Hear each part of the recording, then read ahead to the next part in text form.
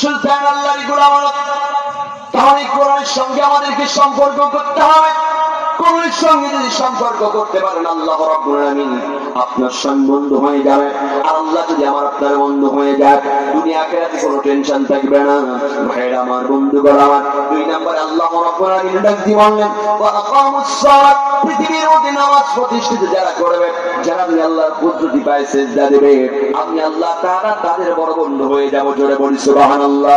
তিন নম্বরে বলেছেন ওয়া আনফাকু মিম্মা রাযাকনাহুম, আর আল্লাহ তাআলা বললেন ভাইরা আমার, পৃথিবীর মধ্যে আল্লাহর গোলাম যারা এই জবানের মধ্যে আমি আল্লাহ তাআলা যে অর্থ সম্পদ তোমাদেরকে দান করে দিয়েছি, এটা থেকে তোমরা আমি আল্লাহর রাস্তায় প্রকাশ্যে আর অপ্রকাশ্যে দান সদকা করবা।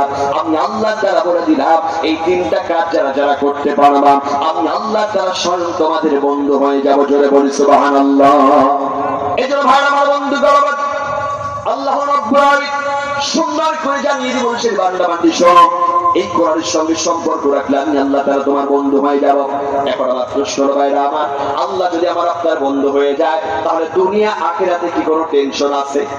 কথা বলুন, টেনশন আছে? কোনো টেনশন নাই। এখন একটা এক্সাম্পল দিয়ে আমার মূল আলোচনা চলে যাবে ইনশাআল্লাহ। একটা এক্সাম্পল, ভুল বুঝবেন না কিন্তু। মনে করেন আমাদের এই পাবনা আতাইকুলায়, কোথায়? পাবনা আতাইকুলা এমপি পদপ্রার্থীকে আমাদের কথা বলেন, জামাত ইসলামের এমপি পদপ্রার্থীকে আমাদের নজিবুর রহমান ভাই, তাই না? আর বিএনপির যে হয় হোক, বিএনপির কে হয় না? আসো না, আমি নামটা শুনতে চাচ্ছি। দেয়নি, যাই হোক আলহামদুলিল্লাহ। এই যে মনে করেন যে আমাদের পাবনার সদরে মানে দুইজন আছে, একটা হলো ইকবাল সাহেব আর একটা হলো আপনার শিমুল বিশ্বাস, আছে না ভাই? তো এই দুইজন মনে করে এখন কিছু কিছু যুবকরা আছে দেখবেন ওই হুন্ডা লইয়ে টান ফান করে চলায়, এরকম যুবকরা আছে না নাই ভাই? কত যুবকরা টান ফান করে হুন্ডা চালায়। তো এই হুন্ডাটা লয়ে মনে করেন যে তার যুবকরা হুন্ডা চালায়, তাদের পিছনে কিন্তু হুন্ডার পিছনে কিন্তু লাইসেন্স নামক বস্তুটা থাকে না। কথা বলেন ঠিক কিনা?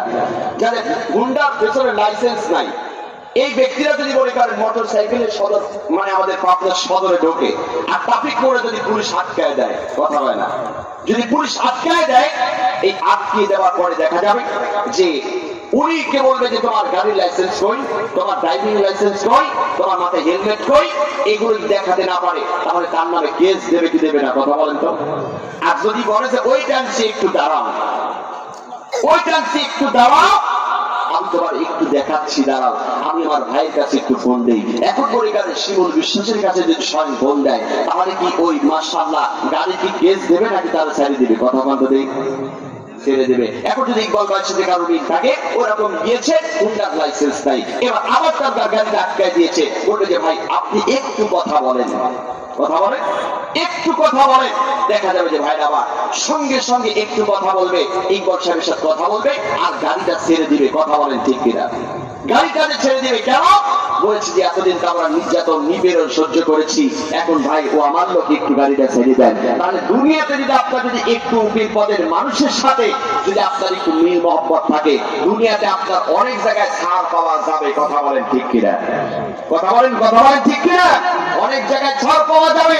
কিন্তু আল্লাহ তাআলা বলেছে যে তোমরা আমি আল্লাহর বন্ধু হতে চাও, পৃথিবীতে তিনটা কাজ করো, এই তিনটা কাজ করলে তোমার দুনিয়া আখিরাতে কোনো টেনশন হবে? কথা বলতে হবে না। এই যে কোরআন আল্লাহ তাআলা দিয়েছেন মানুষদেরকে গাইডলাইন হিসেবে দুনিয়াতে পাঠালেন, এই মাদ্রাসায় আমি যেই কথাটি বলছি, পৃথিবীর মধ্যে থেকে যদি আল্লাহর বন্ধু হতে চান তাহলে তিনটা কাজের সঙ্গে সম্পৃক্ত হয়ে যান। কোরআনের সঙ্গে সম্পর্ক রাখবেন। এই কোরআনের সঙ্গে সম্পর্ক রেখেছিলেন সাহাবায়ে আমরা ভাইরা আমার। কোরআনের সঙ্গে সম্পর্ক রাখার কারণে, কোরআন দাওয়াত দেওয়ার কারণে সাহাবায়ে কেরাম যেই জামানার মধ্যে গাছ থেকে রক্ত পর্যন্ত ছড়িয়ে দিয়েছে, কোরআন কারীমের কথা বলেন।